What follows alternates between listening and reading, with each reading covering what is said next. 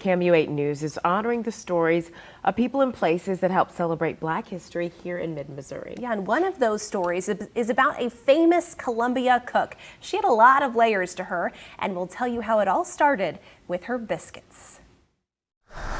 Mixing motion from the bottom down. When you think of comfort food, Biscuit dough is really pliable. something like this might come to mind. It was something that I always had on my table as a child. For Bryan Maness, his business is built off biscuits. It was a part of my childhood, and that's why I wanted to kind of bring that up as the forefront of my business. But he's not the first to find success from biscuits in Columbia. I first learned about Annie Fisher in 2019 from the African American Heritage Trail here in town. Some call Annie Fisher the most famous chef from our area. I was born in 1867. The daughter of former slaves in Boone County, Annie left school after just the 3rd grade to help her family. She started by rocking babies to sleep. And when the babies were sleeping, you would find me here in the kitchen with the cooks. And that's where Annie shined. She didn't let being a Black woman during the years of Jim Crow stop her. Her beaten biscuits made her famous, and she cooked her way to wealth. My biscuits were described as creamy, fluffy, flaky.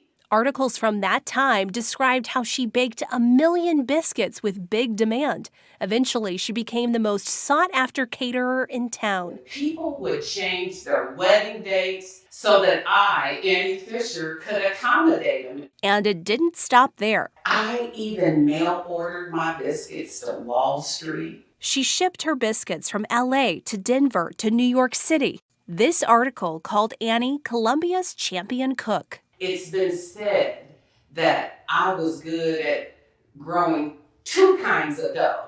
The one that grew bank accounts and the one that made award-winning biscuits. Despite her fame and fortune, since she died in 1938, many people in Columbia had never heard of Annie Fisher until this woman moved to town.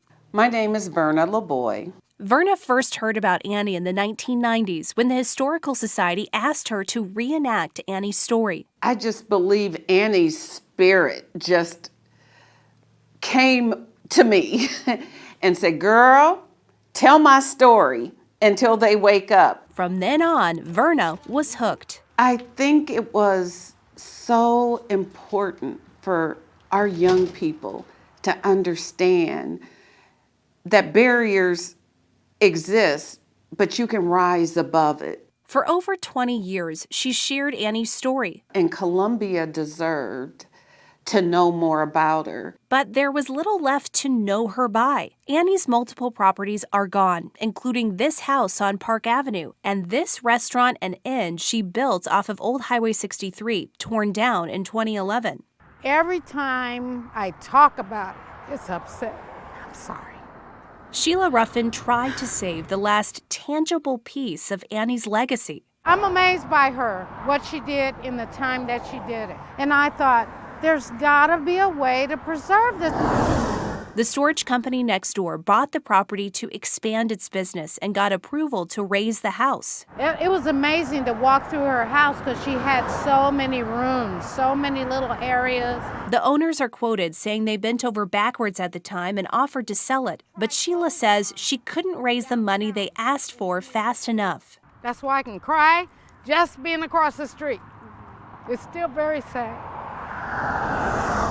Now, people like Verna LeBoy try to keep Annie's recipe for success alive. As long as I have breath, I'm going to tell Annie's story. Serving up her story to anyone who will listen. It's really important to recognize the historical contributions that Black Americans have made to our current cultural culinary landscape. So we put a photograph of her in the restaurant. This story is a gift to Boone County, and Columbia finally woke up.